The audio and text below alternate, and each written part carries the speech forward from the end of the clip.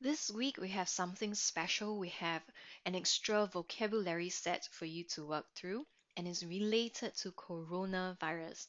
As you all know, this virus has gripped the entire world and it has really disrupted lives all across the world, not just in Singapore.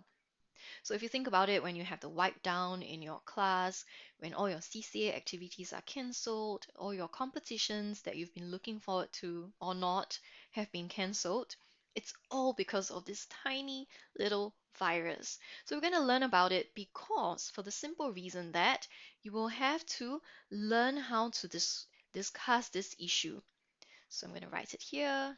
You are going to have to learn to discuss this issue, and in order to discuss, you need the vocabulary range to talk about this.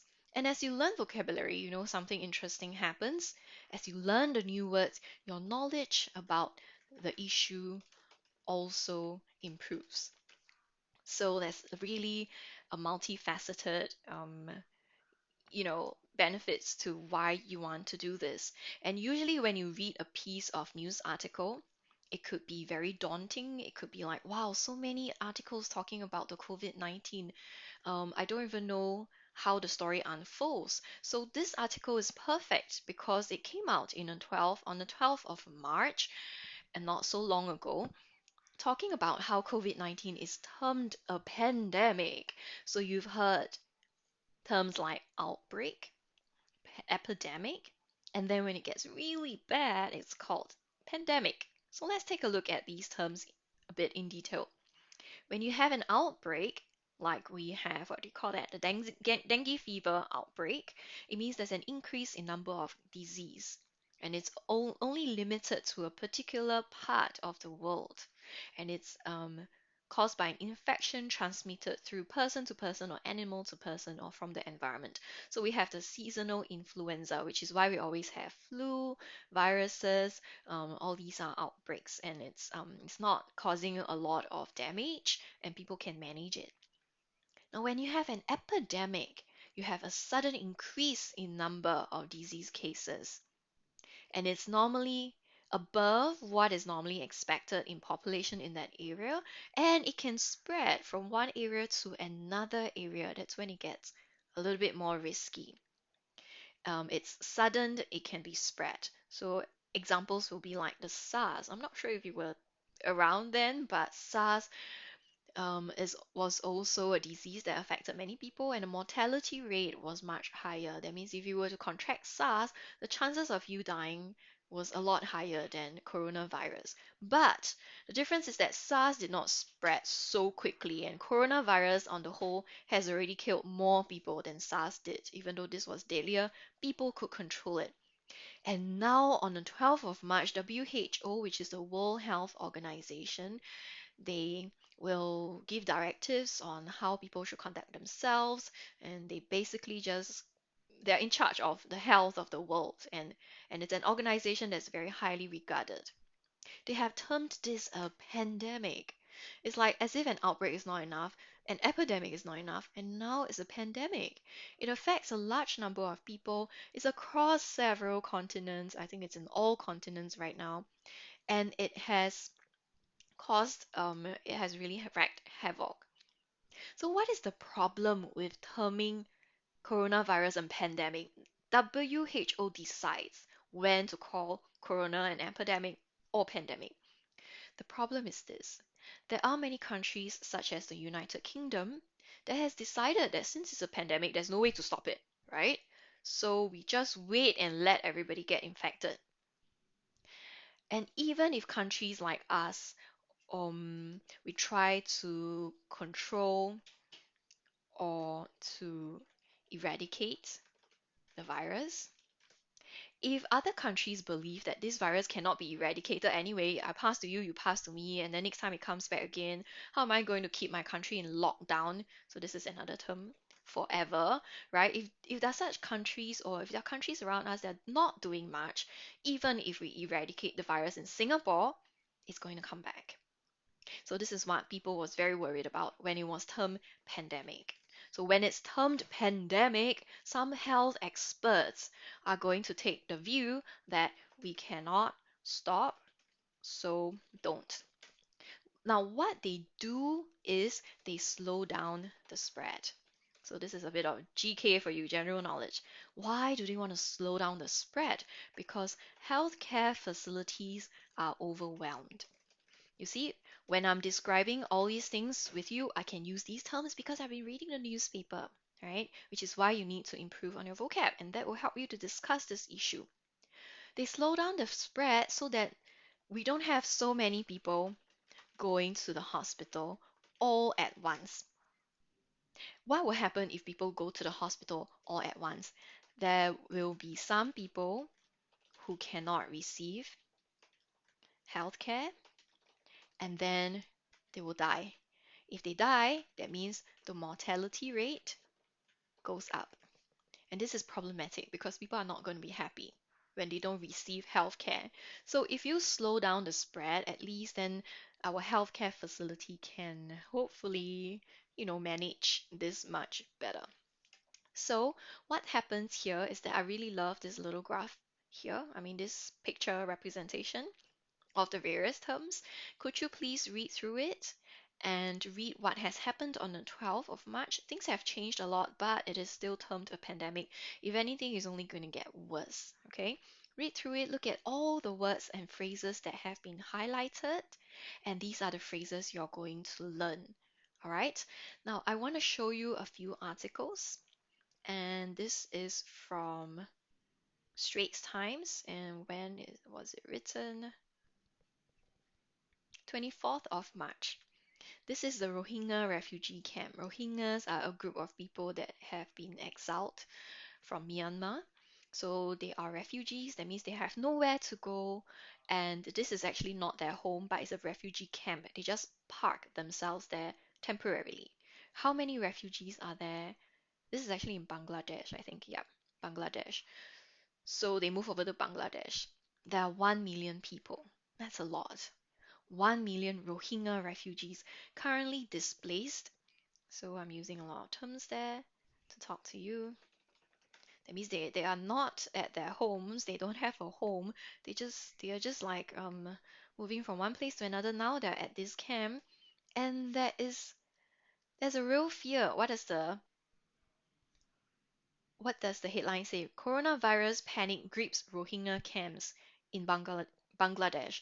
Very strong language here. There's panic, and the panic grips you. Imagine someone who grips you by your arms or by your neck, holding you tightly, not letting go. That means the panic is gripping these people. Why? There's no healthcare facilities. In fact, if you walk along the streets, according to the report, it smells of sewage. What's that? Human defecation. That means when you go to the toilet and do your business, it's all along the streets because there's no proper sanitation facilities there. So if the virus hits this place, people are going to die. 1 million people. It's going to spread rapidly, and there's no way healthcare workers can stop it. What's happening in Italy, one of the worst hit areas after China? China was really badly hit, and after that, we have Italy. Italy coronavirus deaths passed 7,500 amid fears of spread to south. That means it's suggesting that the spread is in the north, and people are fearing that there will be spread to the south. Interestingly, the north part of Italy is actually the more affluent, the richer, the wealthier part. And look at this, 600 people have died in the last 24 hours. Oh my goodness, can you believe it actually? This is quite unbelievable. And people are just being left to die. Basically, the government has said if you're above the age of a certain years, you cannot go to the hospital, you just stay at home and die. And then there are cases where people have died, but because so many people have died, 600 over people have died from this virus. They cannot even cremate the body. There's a problem with funeral. Even if there's a funeral, you cannot attend a funeral. You know how devastating this is? Someone you love dies, you cannot attend a funeral. You can't even get a date for the cremation, perhaps. And there have been a lot of social media posts about how there was this guy who was taking a video of himself talking about the situation, and in the background is his sister who has died on the bed. There's no one to collect the body. Italy. This is a first world country. It's very developed, and that's what's happening right now. Okay, so it's very important to talk about this. And you know what? It's not just for your general knowledge. I mean, that to me is the most important, that you have general knowledge, that you're aware of world issues.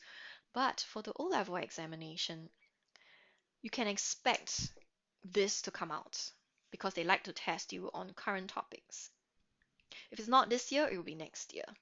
So it could be out in the form of a oral communication test or comprehension or writing, but I bet you it will come out. Okay. So what do you do with the vocabulary worksheet? You want to go through this. In the first two pages, you just mix and match. The phrases to be learned are on the left-hand side, definitions on the right-hand side. Pretty easy, right? Please understand the definition and look carefully to see what it means, okay? Sorry. On page 3, you just have to fill in the blanks. It's very important to know how the words are being used. So the context meaning how it's being used, the surrounding information, the sentences, the words here is important.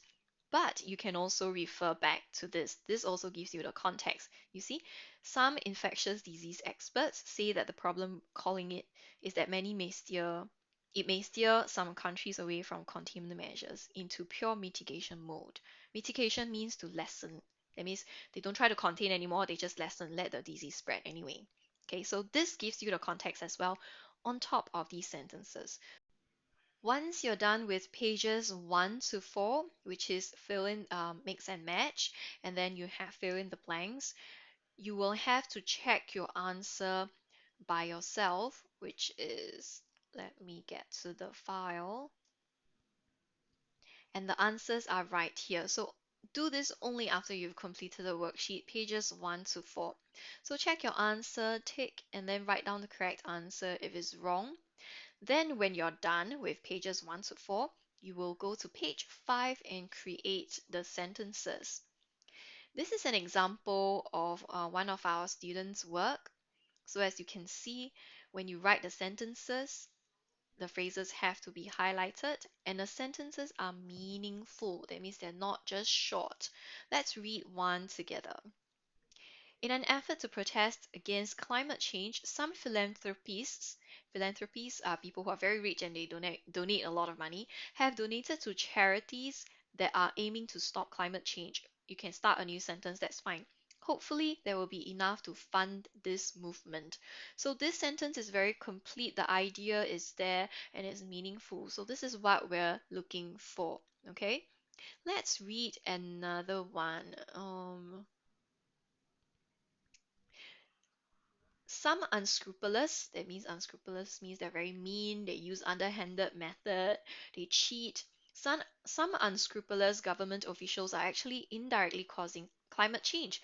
It is very inconsiderate of them to subsidize fossil fuels and not spare a thought for the environment. So this student, what he has done is that he has combined an existing vocab set with an old vocab set. But if this is your first time doing any vocabulary worksheet, what you do is you just form the sentences without needing to combine anything. Okay? Now, if you have trouble combining um, phrases from the coronavirus pandemic worksheet with maybe say Singapore city and food or environment, then you will just compromise and just make a sentence without any combination. But as much as possible, it would be good for you to start combining, thinking out of the box, and to challenge yourself.